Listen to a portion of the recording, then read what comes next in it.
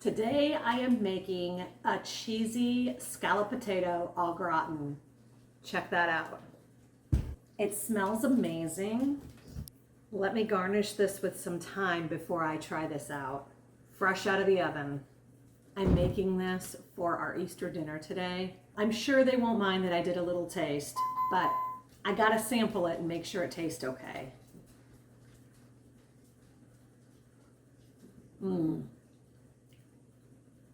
That is superb. Let me show you how I made it. Today is Easter morning. Happy Easter, everyone. I am coming out to my garden to collect some thyme for my recipe that I'm going to make today. So let me get some of this cutting and I will show you what I plan to make today. I'll let the thyme soak in some water with a little bit of vinegar just to try to get it cleaned up in case something got on it. I already started preparing some of the onions. I've already sliced the potatoes and I've already added to the potatoes, I drizzled olive oil and then SPG, which is salt, pepper, garlic, thyme. If you're not familiar with how to take the thyme off of the plant itself, I'll show you how I do that. So you take your fingers and you kind of slide it down the stem that it's on. And sometimes you just have to pick it off, but it's very simple to do. And thyme just brings that flavor up to the next level. It is so good, especially when you have fresh thyme growing right in your own yard. So this is the scalloped potatoes. I can pop the recipe at the end of the video if you would like to do a screenshot. Now I am doubling this recipe essentially. I'm going to be making scalloped potatoes and I'm going to be making an appetizer that is going to look like a carrot, but I think it's going to taste way more amazing. It's going to be an appetizer that will hold us over before everything is ready to eat. Let me go ahead and get the roux started on the stove and I'll show you what my next step is. To make the roux, I'm going to go ahead and start with 6 tablespoons of butter. This is the recipe I'm using. I'm just doing a little handful of the onions. I am going to maybe half of the onions because I'm going to then sprinkle it between each layer later. But I wanted to kind of get this roux flavored a little bit prior to layering this in with the sliced potatoes. I'm going to season this with a little bit of salt, pepper, garlic. I have equal parts or 6 cups of flour that I am going to add to this roux. Once the onions are a little bit softened, then I'll add this. After about a minute or two, the onions are softened enough. I'm now going to add the flour and let that cook and thicken up for about a minute to kind of cook that flour taste out. All right, so that is good. I'm going to go ahead and add, this is 4 cups of milk. I'm going to add a little bit at a time. There we go, got a little bit more light going on there. That's better. Oh, don't forget to preheat your oven to 350 as well. So I'll go ahead and add the rest. I'll just get this stirred up. Man, I feel like, so this is my first time making this recipe and it's not exact. I'm just kind of following a recipe, but I'm tweaking it so that it's my own, what I think will taste good. I feel like that's not going to be enough sauce. Crossing fingers that this will be enough, otherwise I'll have to make another batch. But I wanted to do this video in case it turned out very well.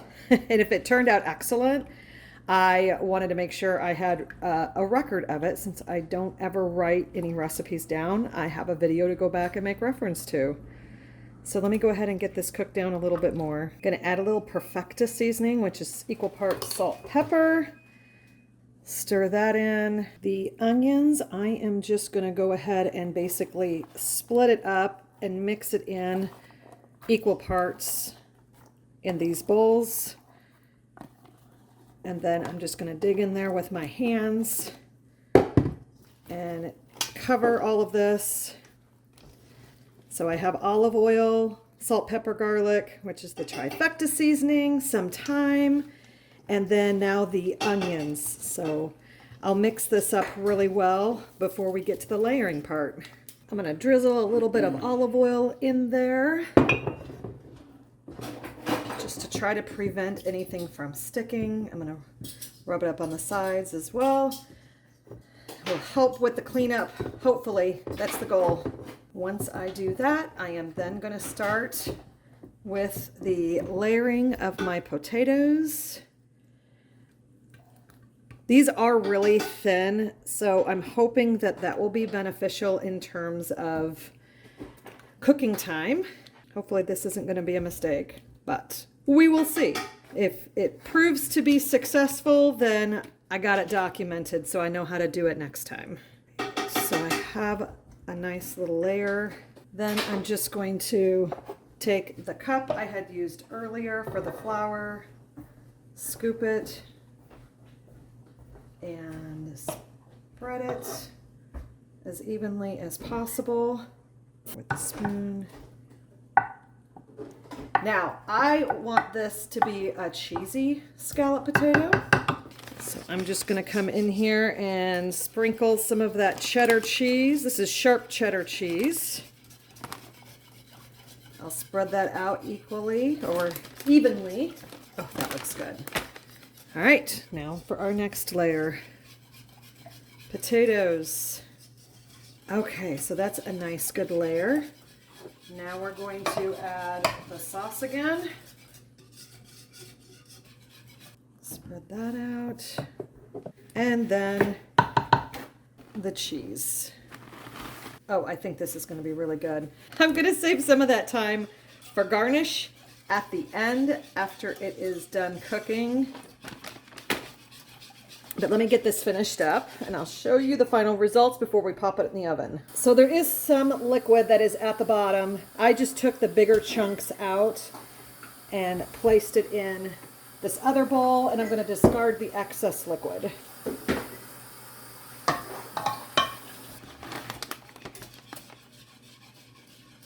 One whole bag, that's perfect.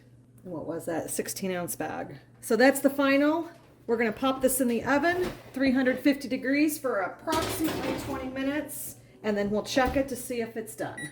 I'm super excited that I had enough for a small glass Pyrex dish that I'm just going to freeze this up. So that way the next time Todd and I have some kind of a meal and we're looking for a side, we'll already have this prepared and ready to go.